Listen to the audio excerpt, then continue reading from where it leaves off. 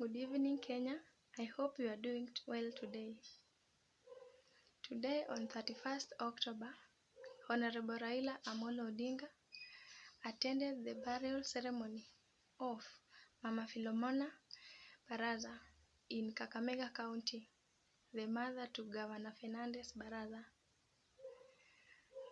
As usual and as expected of him, Raila Amolo Odinga gave his speech.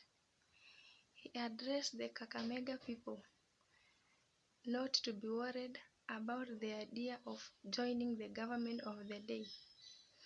He says that they should not be worried by this because whether they are in government or not, they will still benefit from the government support.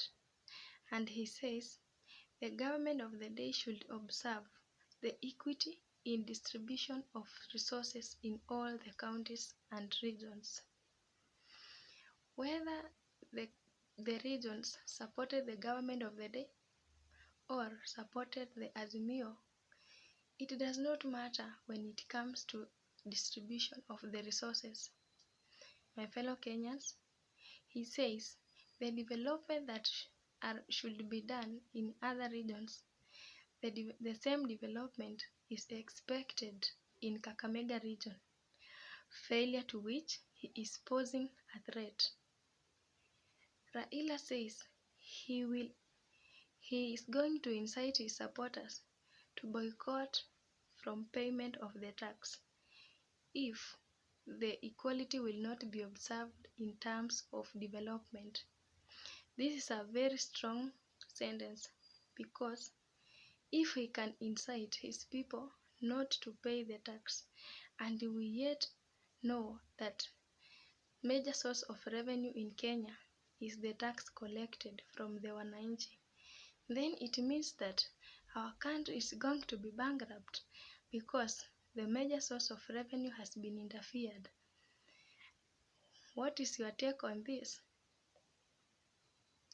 Raila Amolo Odinga bitterly complains about the issue of tax increment. He says that the government could have sought for public opinion or public participation in the increment of the tax because these wananchi are the people who participate in paying the tax and to grow the economy of our country. He says it is very, very unfair for the government to pass and to act upon what they have decided without public participation. This is very bitter on his side, basing on the empty promises that the Hustler Nation had been promising the wananchi. He complains that instead of the government to have mercy and pity on the poor Kenyans by improving the situation of the wananchi, by lowering the unga prices, making the conditions to be favorable for all Kenyans, it is worsening by increasing the tax payment. Raila complains a lot about the increment of the tax without the consent of wananchi. He says the government should go ahead and fulfill its promises that it had made to wananchi. My fellow Kenyans, it is really getting hot and hot air about this information. And on the other hand, he advocates for equality in the development and in all aspects. He says whether in opposition or in the government, all this government is working for the well and for the benefit of the Kenyan citizens, and therefore they should maintain peace and unity, because if the opposition and the government of the day is going to have the differences, then it seems the common mwananchi is the one who will suffer. And another thing, he bitterly insisted and complained about the pardoning and the releasing of the prisoners during the Mashuja's Day. Raila Amolo Odinga bitterly complains about other prisoners being pardoned, others being released on bond. But MP Waluke is still in jail with imprisonment of 67 years in jail. He says this is a total injustice to the people of Kakamega because he is just like other offenders, and he is urging the government of the day to consider his situation and to have mercy on the people by releasing MP Waluke on bond, and this will be a great favor to his people. He also insists that his jail and his sentence could be solved because the issue was about the payment of money which he paid, but in a wrong way. He really says it could be a great favor and justice if MP Waluke could be released on bond, or the case to be finished that way and he proceeds home.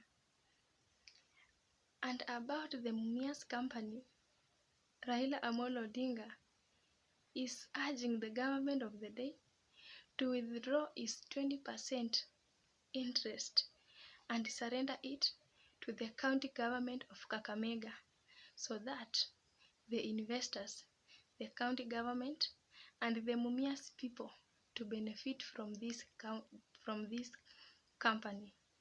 He says Mumias company has been beneficial to the residents, but it could be good if the 20% could be surrendered and to allow investors and the Mumias residents to continue enjoying the benefit of their own company. And another thing, Raila still is in pain and in a lot of anger with the IEBC because he still insisted that the presidential results were unfair.